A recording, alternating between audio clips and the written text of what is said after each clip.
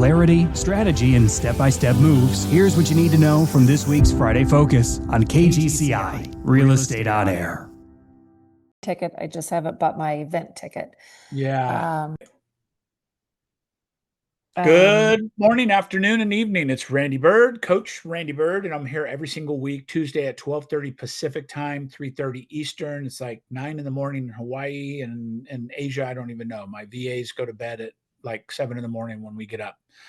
So, but if you're tuning in, thank you for being here. I'm here every single week to answer your questions and to go over things that you might need help on in your business. And sometimes we get one person and you get me for a full half an hour, and other times we get 12 people and you might not get your questions asked and answered. But today I'm here and I'm open to questions. Stephanie, before we went on the recording, you had a question about your CRM. In your words, haven't been super strong in the past in a CRM and the usage of that. And so how can I help today? Yeah, thanks. Just trying to really, I guess, get a good handle on how things integrate with each other, how they flow from one platform to the other, and what platform is going to ultimately be the best use to operate my business, if that makes sense. It So does make sense. I've got my website Okay. that is, I think, pointing to my CRM. Is it a Lofty website? It is Luxury Presence. Okay, Luxury Presence is not Lofty, but they can talk to each other. I think they are connecting to talk to each Okay. other. I'm currently trying to get everything set up with Happy Grasshopper, and that should hopefully launch next week. Okay. And I know that is integrated with my CRM. Okay. But then I was recently introduced to Sisu, Sisu. and I have not been able to connect Lofty to Sisu because I think that it's a free version that I am on, Mhm. and I don't Yeah. think they talk to each other yet. And Jen can help with that. She specifically is pretty operational in Sisu. I'm not. I don't use Sisu. My team does, but I haven't coached in it and been in it to any kind of level to where I can speak to it. But let's back up a little bit. Okay. So that kind of gives you my global, and Yeah, I'm just trying to. I appreciate that. And so you've got a lot of moving parts. Let me ask you, have you used a CRM in the past in any kind of a capacity that you feel is proficient? No. Okay, which is you're in the majority, right? Most agents work out of their cell phone and Yeah. that's their database. So a CRM or contact resource management system, there's a lot of different acronyms, but basically it's your communication hub. And it should be the main hub that everything else feeds to, everything from Google Calendar to Sisu to Realtor and Zillow leads, the whole thing, right? So let's look at it from that perspective today. Okay. And let me walk you through, and I'll even show you on my Lofty some best practices, because Okay. the number one thing to do is get in a habit that everything goes into the CRM. Even if it's a placeholder like a Rolodex, it at least has to go there, or else you're failing, right? It's just you have to start with that fundamental function of it. And so the very basics are name, email address, phone number, and then we could start expanding quite deeply from that point. But at the very minimum, for everybody watching, you want to get in a habit of being able to very quickly add people to your CRM. By the way, desktop, which is Lofty on your computer, or Lofty has an app, which I very much enjoy. It's one of the few apps that's actually very easy to use on an app basis. It's a little small, for older guys like me, it's a little small. But compared to some of the other CRMs that have native apps, it's one of the better ones I've seen. You could literally do everything on the phone, and adding contacts and finding contacts on the fly is really easy. So today we're going to focus on desktop. All right. Okay. So I'm going to pull up my CRM just so you can, I'll share my screen so you can get a feel of what exactly that looks like when we're adding contacts and going through the process of that. Okay. Okay. So I'm going to share my screen. Okay. You should see my Lofty page now. Yes, Is it bigger now? it is. Okay, cool. So this is my Lofty page. Wherever you are, as soon as you log in, you're going to be on this main page like this, right? Mm-hmm. I'm not going to get into a big Lofty training about all the things. I just want to teach you the basics. So the very, very high level basics are the if you hit the Lofty button, that's like your main Lofty page, right? Kind of like a home page, if you will. I never go here, right? Okay. So I always focus on people because that's your database. Let me turn off my filters so you see everything. Okay. This is my database. You notice that I have how many leads right here? 48,000 or something. 48,506. 20 years I've been putting everybody into my database, right? Even somebody that calls in just with a stupid question about a sign, I try to capture their name and phone number at very minimum because they may come back later or it may become a marketing opportunity. So I treat it as everybody goes in here. If I import agents that came to open houses, or if I just import a whole neighborhood of potential sellers through a title company, they all go into my database, right? So that's why it's excessive. But the very first side of this is the people page. Mm-hmm. Within Lofty, you have two things. You have people and then segments that are under this tab. Okay. This is putting people into categories. So for this conversation, we're going to focus on people. Okay. So people, if I want to add a lead into the system, it is literally as simple as clicking the bright blue label over here that says add lead. And then you're going to, you could have all these conversations with yourself of what you want to do. Mm-hmm. If you want it as a team, like the whole company can see the lead, you could put it as company. Most of mine go in as personal. Yeah. You put it as what kind of lead it is. It's important to classify this so you could search it later. But let's say, for instance, I was going to add a buyer in the system. I could do that. If it's a buyer and seller, I could do two. Mm-hmm. If it's an investor, I could pick that. If it's an agent, by the way, I had this added to Lofty years ago because they didn't have an agent type. And I'm like, that's all I deal with, right? With Yeah. recruiting and so on. So we had that added. But for the nature of this conversation, let's say it's a buyer and seller. Okay. We're going to put their first name in as buyer and their last name in as seller. Okay. Email is not mandatory. Phone's not mandatory, but you need something in here. At the very minimum, I'd focus on phone number because a lot of times you don't have their email. But if they come through an email site or whatever it is, but let's just put something in here. Platt at Platt530 at gmail.com. And I'll put I'll put just a phone number in here. I'll put my actual cell. Okay. All these things where you could put it as this and that, it doesn't matter. I already have that Mm-hmm. number in here. So I'm actually going to remove it and I'm just going to make up a number 1515. Okay. So I made up a number. I put it in the system. Okay. Now you have to give consent. Do you have consent to call opt in, text opt in, email opt in? I know we're recording this and it gets out to the World Wide Web. Everybody's opted in if they're in my web, right? If I've taken the effort to put them into my system, I'm opting them in. They can opt out later, but I'm not cold importing 1,000 leads and opting them in, right? So you do have to do it this way. You have to say that you have these opt-in opportunities. If you do not, or if you feel out of integrity with doing this, just click no, and it will not let you text until they get an opt-in. Okay. Okay. But I Okay. opt in everybody. It's important because it defaults to no. Right. Okay. Address. If you start putting an address in, it will start filling it out for you. So it will put all that stuff in for you. If you know Mm-hmm. the address, if whatever it happens to be, you could start picking up cities and stuff. It will do it automatically for you. So for instance, if you put in an address and pulls it up, automatically populates those other things. You can come down, you can put a lot of things in like birthday.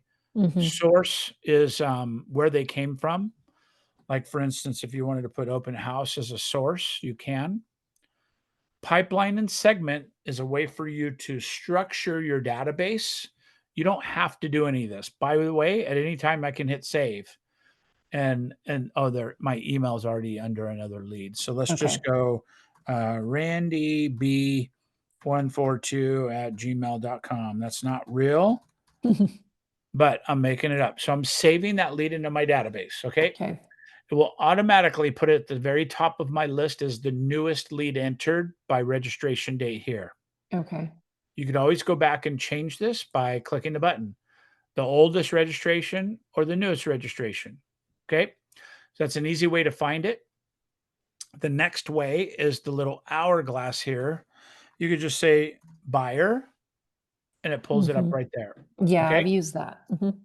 So once you're in the lead, now you could Mhm. start changing things. You could either change it by clicking on pipeline and you could say attempted real estate sales or whatever you want it to be.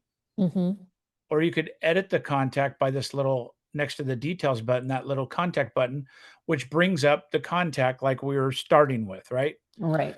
So say for instance, I didn't put much details, but I want to, I could do all this here. I can say, okay, let's put their birth date as the year doesn't matter to me, but January 12th, my beautiful wife's. Okay. So we're going to put their birthday January 12th. We got them as an open house. As a tag, I could add anything I want again. Let's just say it is a buyer that wants to buy up to 400 grand. You can add those kind of things. You could add tags. I have tags in here from you name it. I've got all kinds of millions of tags, right? But let's just say they came to Laura Vista's open house. I could put that tag in there, and I'll show you why it's tags are powerful in a minute. If it's a buyer and you have time frames, you want to put all this in 1 to 3 months, you can. I don't use a lot more of this stuff. Has a mortgage, yes or no? It's just got a lot of questions. Okay. Totally up to you, right? You can come all the way down here. You could add phone numbers. You could do that. You can also auto email subscribe them into smart plans. You could auto subscribe them into property alerts, and you could auto subscribe them into market reports if you want to. If I'm adding an agent that I talk to in open house, I don't do all the market reports and stuff, but if it's a buyer or seller, I do. Okay. So is the market So, report something that is in addition? yes. So, market reports is an addition to an auto property alert.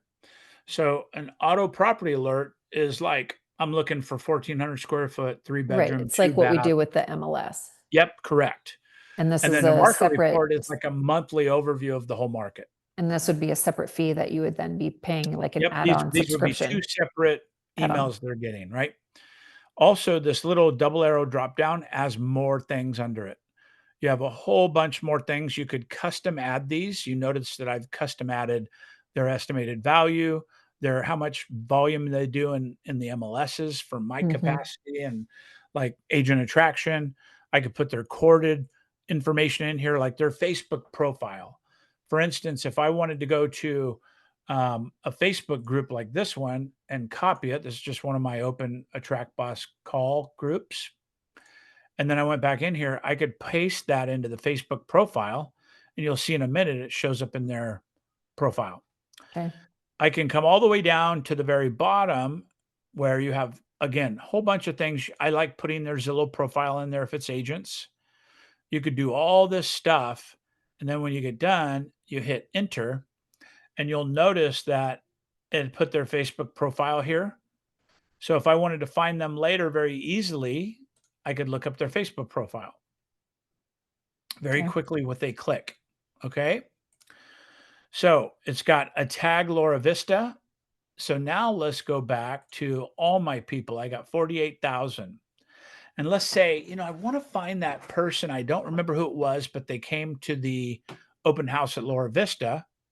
I can click on the filter button here, come down to tags, and say, I want to look for any tag that has Laura Vista in it. And there's Laura Vista, and it will pull up anybody that has a Laura Vista tag in their Okay. in Yeah. their database. Okay. So going back to people again, it's going to have it up at the top. We're going to click on it. Now you have lots of options from this particular point. You've got them in the system. You've created them. You can assign them to other team members. You could launch a smart plan. You could do all that from the contact record. What I really like is up here, these three dots. This is the Yeah. nurturing stuff that you could do with this lead. This is where the CRM becomes powerful now, right? So I can click on this and I could say, I want to add property alerts. and I could set up property alerts. Let's just say I want to do Bend, Oregon, right?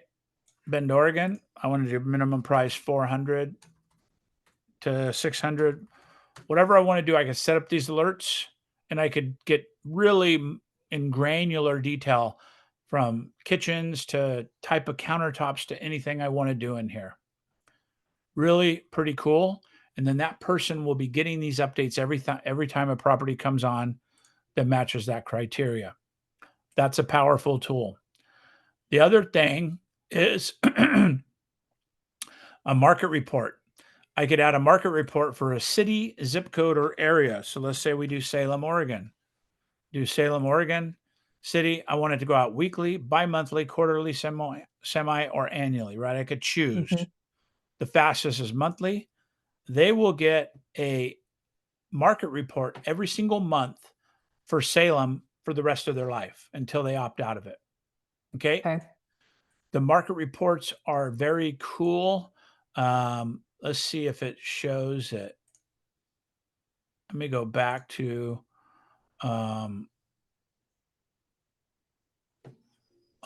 where did I go?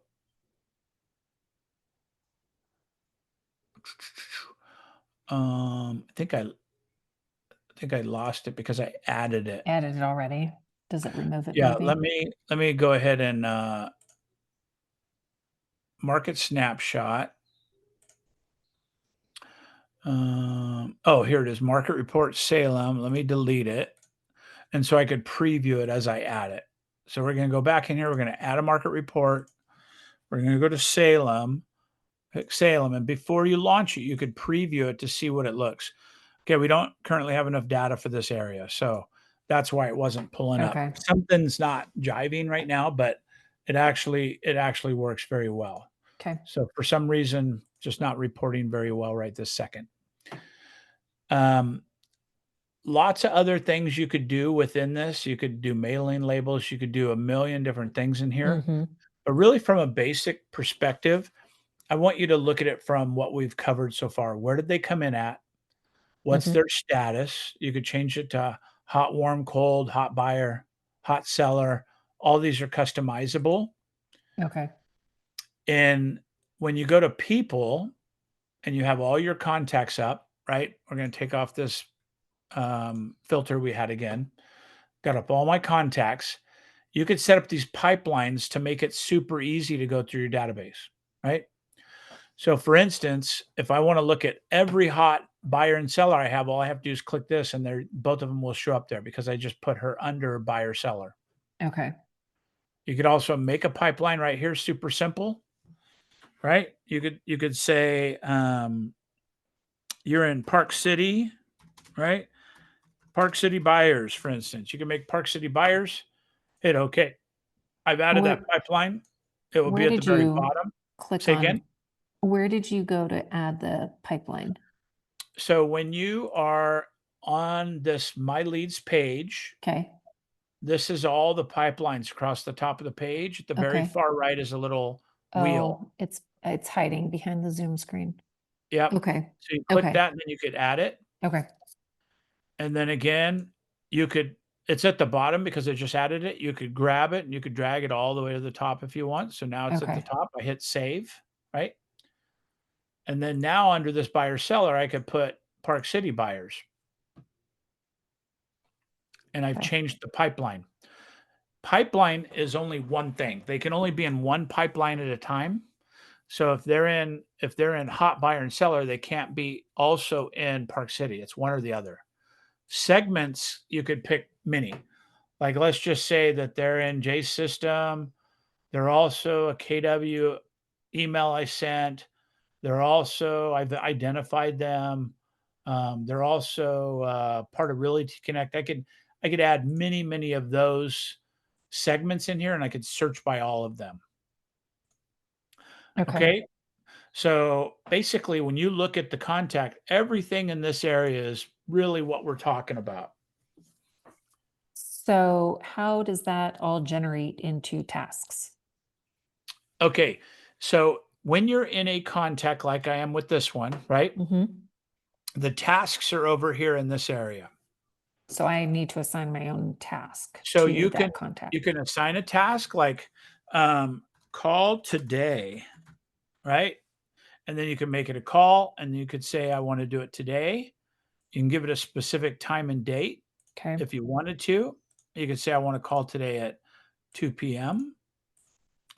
and then call me at the due time. So the system will actually call you at the due time to remind you to make that call. Okay. Okay. So I just added a call at today at 2 p.m. Okay.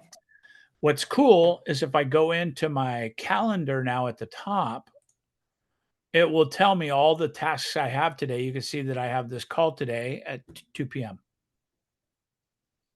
Okay. Okay. So I know I'm jumping around a little bit, but we're No, recording. it's fine. Yeah. Yep. Fine So for me. back into the contact, right? I have the ability to launch a task. I also have the ability to launch a smart plan that will do the tasks automatically. So like And if so I then go I to would need to set up my own smart there's plans, actually a right? bunch of smart plans already in here. So Okay. like here's a seller no response AI, okay? So I'm just going to click this. I'm going to start it. Now, one thing is remember, you have to have them labeled as a seller to have the seller campaign show up, or a Okay. buyer to have the buyer campaign show up. Okay. So, but smart plans, I just launched this smart plan on them. So now if we go over to activities, you're going to know that there's another activity that auto populated. So how have you been is going to come out on October 7th in a week. They're going to get a message that says, how have you been? And it's literally just an auto email saying, how have you been? Okay. AI will also start communicating with them if you have that feature turned on and set up. So it could be very powerful for nurturing what you're doing in your system. Okay. Okay. If I want to complete that call task, all I have to do is click it and it's gone. Okay. Okay. Or I could open it up and look at it here and change it. Like if it's saying I want to call them on October 7th, I go, I'm out of town till the 10th. Let's just call them on the 10th. Hit save. It will automatically change that time frame on your calendar when you're following up. Okay. Okay. The other really most important part of this thing's notes. You could log a call, log a text, log an email. I just put them all on note, right? I don't get into all these little details, although Okay. they look different. Like if I say test here and I hit log a call, you'll notice that will show up right here as a phone call in their contacts. If I do it a note, if I go note test here, it will again log it as a note rather than a call. Okay. Okay. The importance of this is later you could look at all your calls just by clicking this. I want to look at just the calls. I want to look at just the notes. I want to look at just the Okay. emails, Okay. right? So if you label them correctly, there is value in that. You could also look at the system log of everything we've done on this contact. And you could also look at the consent that was done, right? Okay. So when you have the ability to have all this going on now is when you can really start nurturing your database with great value.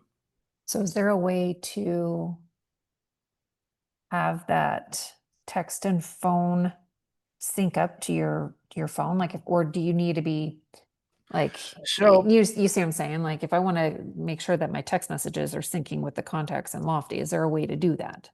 yeah, so basically when you text anybody in Lofty, it's texting through the native app. This is my smart number, right? So it's coming from the smart number. But you have the ability to receive a text and Lofty to tell you got a text. You have to go into the app to respond to it, not natively going between the two numbers. Okay. But So for there it to really track isn't it a in way. Lofty, yeah, to track it in Lofty, you have to do it from here. Okay. All right. Okay. So I made up that number. I don't want to text a strange person, but that's how you would send a text. Again, you could call them by clicking this and it's going to pull up the dialer and call them. I'm going to hang up because I don't know who that number belongs to. But this is where the power is. And then here's what's Okay. cool about this. This is what I do.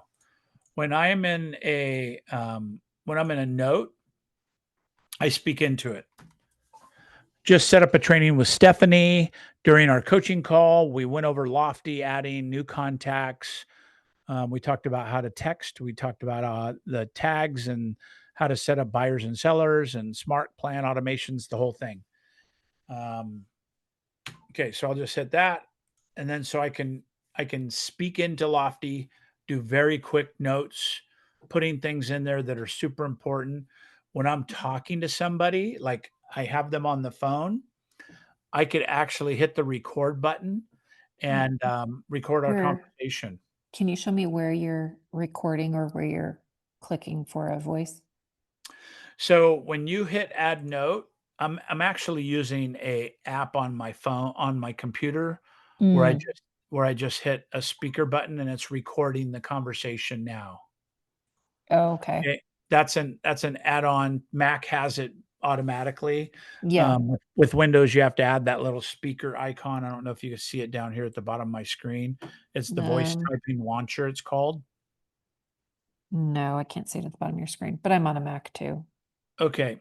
So on a Mac, it depends on what you have it set up, but if you hit the function button on the bottom left twice, it will open up the speaker. Oh, okay. All But right. there's a lot easier ways to do it. But Okay. okay, so that's kind of an overview of Lofty today on the entry of information from a basic perspective. Okay. Okay. Any quick questions before we wrap up today? I got my next call. I don't think so. Okay, cool. Awesome. Well, we'll have that training on our coaching call and on our YouTube channel and all the things. But I appreciate you being here. Thanks for everybody else watching the call after the fact. But if you have a question, bring it to the coaching call and we'll handle it for you. Thanks, Randy. Appreciate it. Have a Okay. great day. You too. Bye. Bye. Bye for now.